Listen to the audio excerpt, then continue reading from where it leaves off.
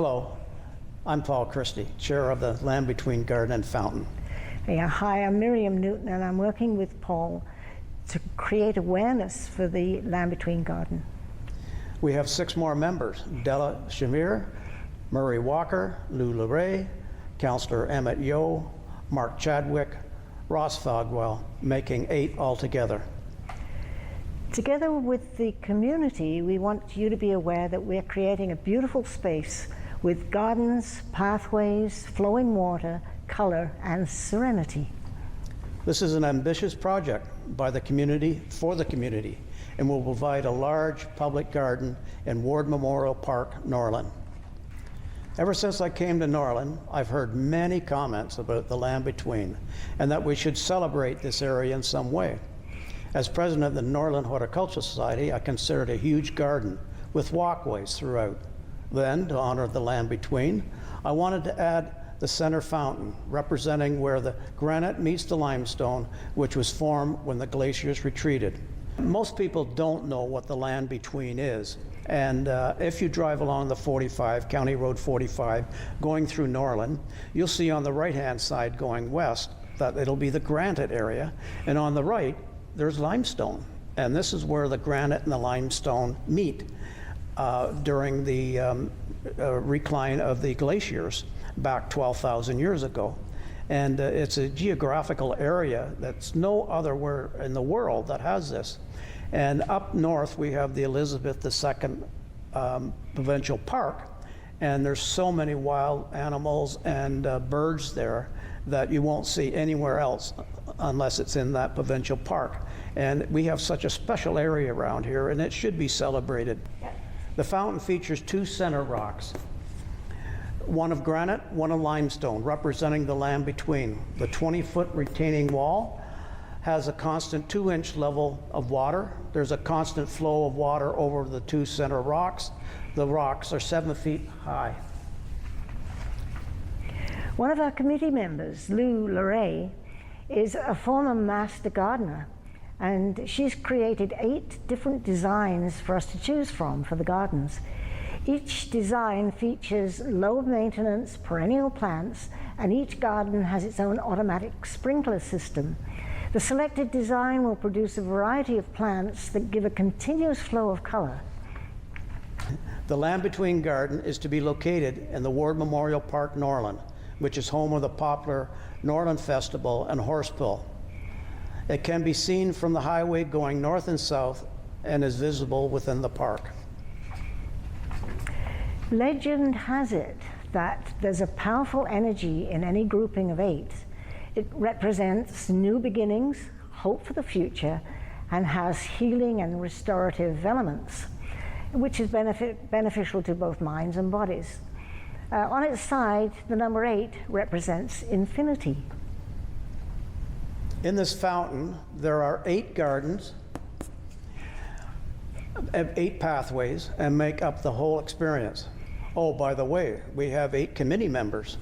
We are asking your help to complete this project.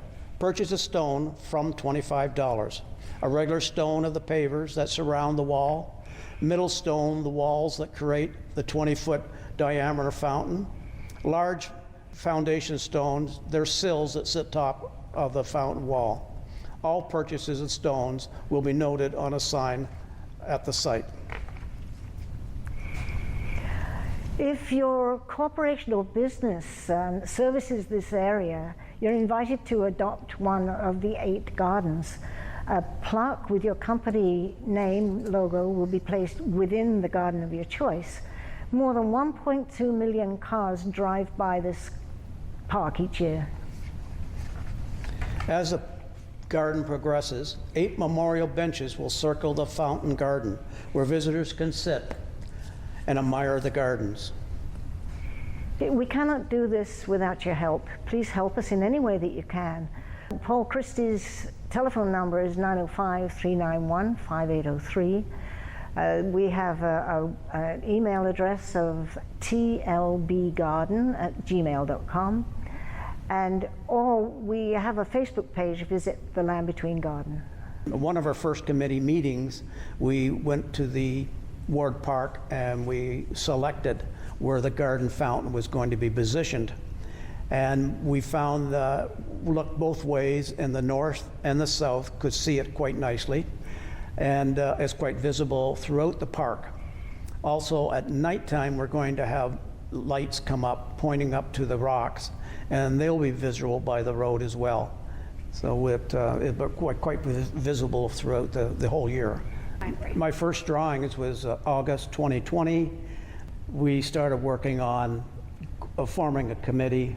Once we had the committee going, then we started to work a little bit more. I got the drawings done from Jillian, and we got the drawings here of all the plans for the underground.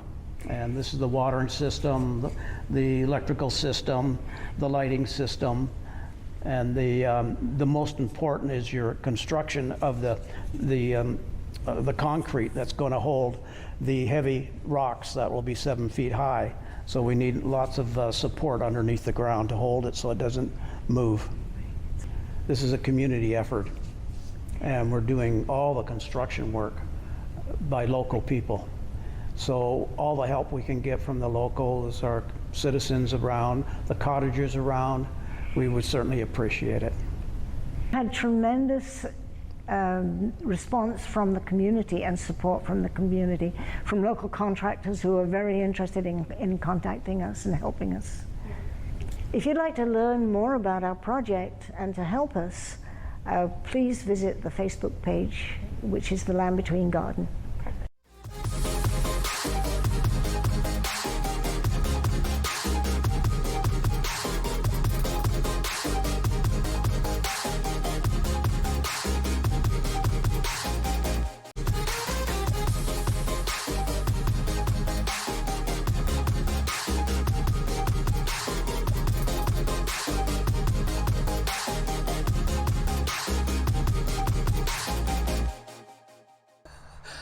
Good morning, folks. We're at the sunny Oliver's Nest Golf Club, located between Oakwood, Ontario and Lindsay, Ontario, in the beautiful Kawartha Lakes region.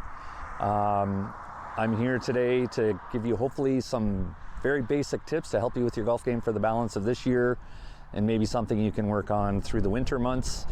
Winter is often the best time to make changes to your swing because you have lots of time in your house and you can do a lot of things inside where you're focusing just on the mechanics and not worried about where the golf ball's going. So something to keep in mind for those of you that do want to make some improvements. We're going to touch very basically today on your golf grip, your alignment, and your ball position, which are 3 big keys to success. They're not going to guarantee you're going to shoot 75 tomorrow, but they will certainly help with your ball striking and your directional control, which we as golfers know are key to helping us shoot better scores. Here we are on the range at Oliver's Nest. First topic will be your golf grip. Obviously, it's the most important part of everything with your golf swing, as it's your only connection to the golf club. There are many theories out there. Got interlocking grip, which a lot of people use. You've got called an overlap where the pinky wraps around, and you've got a 10-fingered like a baseball grip, which is also very popular. I recommend if you're new at the game, start with the baseball grip, get comfortable holding the club, and then you can fool around with the other 2 versions, depending on your hand size and your comfort level. There's no right or wrong, it's what works for you. So don't let your friends mock you if you're doing something that they are not doing. If it's comfortable for you and you get results, stick with it. Biggest thing with grip is grip pressure. You want to grip the club very lightly. There's Sam Snead back in the day said grip it like you have a baby bird in your hands, which is what you want. So loosey-goosey.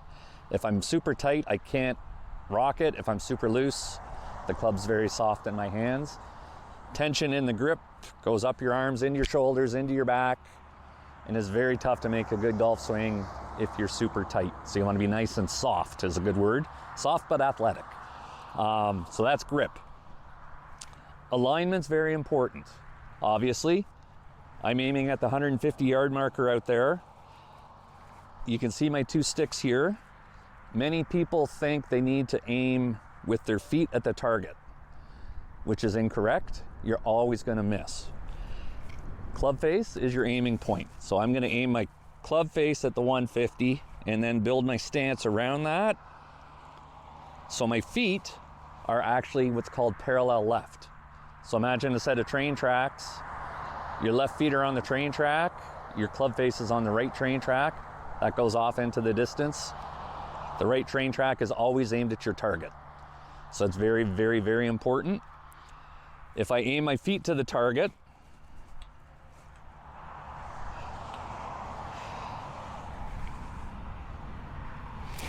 you can now see my club face is aimed 20 yards right. So I can make a fantastic golf swing, hit it dead straight, 20 yards right, and wonder what I did wrong. And it was all because my setup was wrong. So very, very, very important. Number 3 we'll talk about is ball position. The golf swing is a circle. So you want your club to be coming down at the bottom of the circle. That's different for all of us. So there's no right formula. Spending time here on the range, figuring out where that is for you. Typically, I've got a 9-iron. The ball's going to be in the middle of my stance. All right, with my driver, it's going to be further up because I'm trying to hit more up on the ball. But again, this is personal, works best for you. Your body type, your flexibility, and how you deliver the club on the ball are all going to be different than what I do. So you need to learn what works for you, and the best place to do that is on the range. Don't do it on the golf course because you're just going to frustrate yourself. So now we're going to hit a couple golf shots. Our target is the 150. So I'm going to set up club face first, square to the target, then I build my stance. Take a look at my target.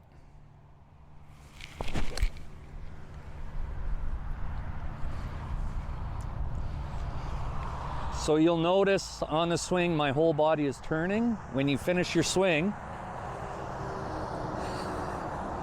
you want to be facing the target. So a lot of people, especially beginners, do this. There's no hips. You need to be turning. It's like throwing a baseball. If I'm throwing a baseball at you, if I'm facing this way, I'm not going to do this. I'm going to step into it. So golf is the same. So you've got to activate the whole body. Hips to the target, that's the easiest thing. So belt buckle is going to be facing where you want the ball to finish. So that's very important. That's something you can work on at home. Very simple. Just like that. You can work on that at home. Just get used to that transition feel. Another great drill if you're having trouble, it's called the step through drill. Gary Player made it famous. That again teaches full rotation. It looks funny, it feels funny, but it'll get it into your brain, which is what we want. We want to build that muscle memory of the whole body turning. We're standing here on the Oliver's Nest pitch and putt course. It's a little 9-hole. The holes are 50 to 70 yards. They're also built for foot soccer.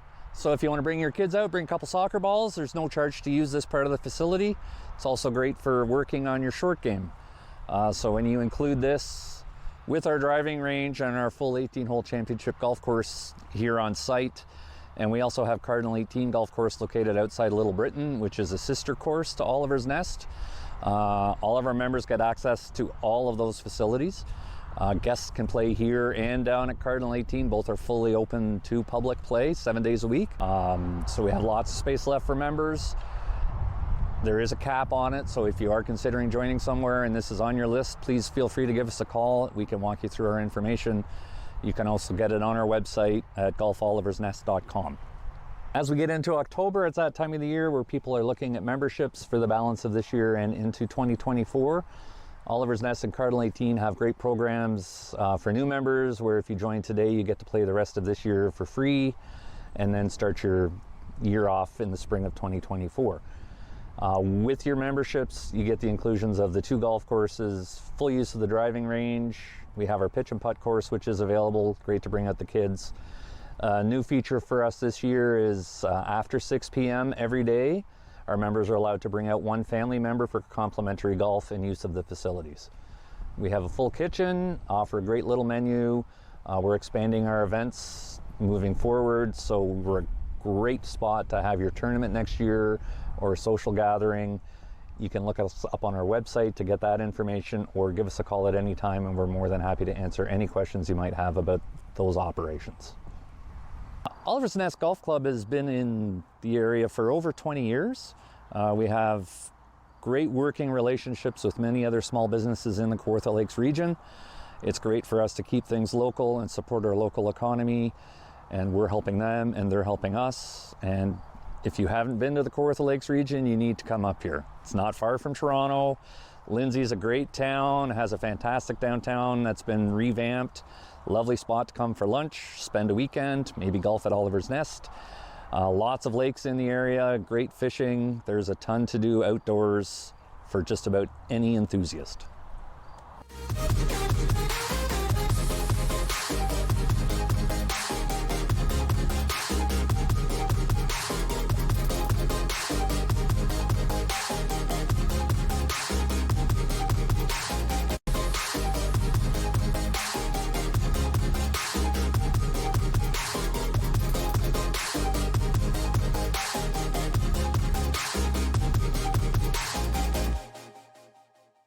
I'm Joanne, and I'm the coordinator of the Green Team that looks after all the gardens and the planters in the village. This is the Marina Garden, and it was redone in 2015 with, I think our photographer was part of that group. It was done in 2015 with the club and help from the City of Kawartha Lakes grant. And it's given us a lot of pleasure, and all the people that visit Marina have said how lovely it is, and we think so too.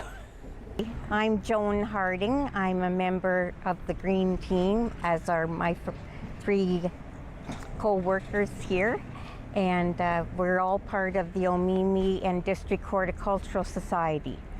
We're going to take a walk and show you what we've done towards the Scarecrow Festival and show you the various gardens that we all work in. On the end here we have Donna, and she is our garden hero for this year, for 2023. That's for the Omemee, and it's for the whole of Ontario. It's from Garden Ontario. They give this award out, and yeah, it's a pretty prestigious award, and Donna deserved it. She's a hard-working member. She's works in the garden. She's our secretary. Sends out all the memos. If it needs to be done, Donna's our girl. And I'm just a newbie. Most of them, the ladies that work on the gardens, have been with them a lot longer. And of course, right now, we're in the middle of our Scarecrow. We've called it a festival, but it's really an invasion. That we have so many of the neighbours and people in the area have contributed. If you walk around the village, you're going to see all kinds of inventive scarecrows. There was one on the road that they've taken down now where there was a shark eating a scarecrow. And I thought that was pretty fascinating. But yeah, we've got a great group. We're out. We spent a lot of time putting little vignettes up and down the village with hay bales and corn stalks and of course scarecrows. Oh look! Oh, there's our family. Oh, look at Heather, dressed as a scarecrow. Oh, look at. So this is Heather, who is an amazing member, and she always is up for the fun that we get into. We're looking at the Bloom family scarecrows made by the Omemee Bloomer Garden Club. We're known as the Omemee Blooms group.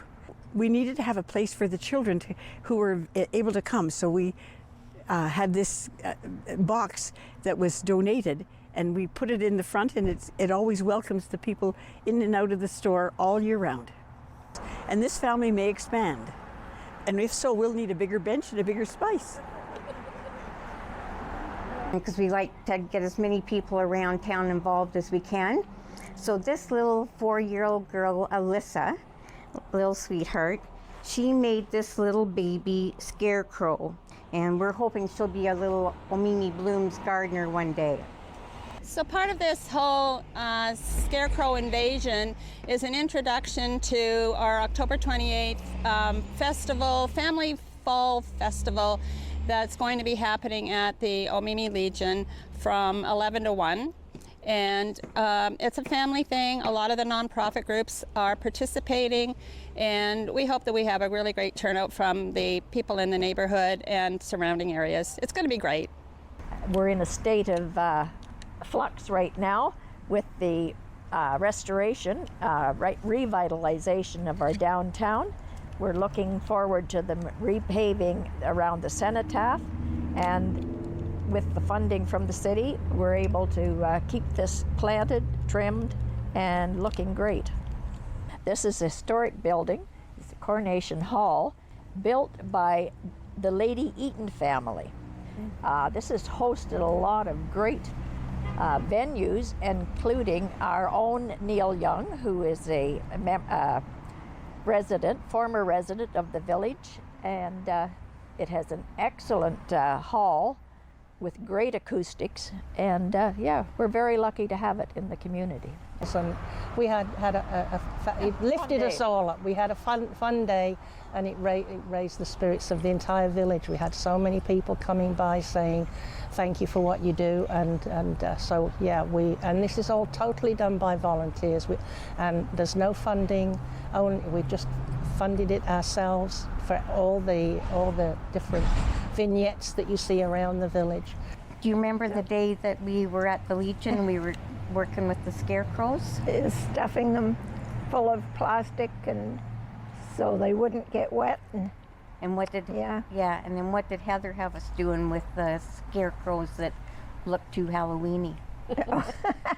We had to put felt patches on all their costumes to make them look scarecrowy, yes. Yeah. We're at the Omemee Public Library. They've been a great supporter of the Scarecrow Festival and fall activities. They run activities here in the library, the days they're open, from September 26th till after Thanksgiving. And they, great fun for the kids and adults too, for that matter. One of our members created this sunflower photo stand, and she's very creative. So on the back of this board it says, "I want to be like a sunflower, so that even on the darkest days I will stand tall and find the sunlight." After chores in the village, after we do all the gardens, the barrels, whatever, we'd like to end the day here at walk through, because the library and Michael's is connected, and we can just walk through and have bagels and coffee and whatever, and chew over what we've done that day. End the day with a laugh, right? And end the day with a good laugh. Yeah. I just wanted to share with you a good example of one of our local volunteer groups. This is the Swans. They've been very creative with putting their display together, and yeah, a great volunteer organization and a wonderful display. This year alone, they've donated $16,000 back into the community, and it goes to many local organizations that are in need of some funding.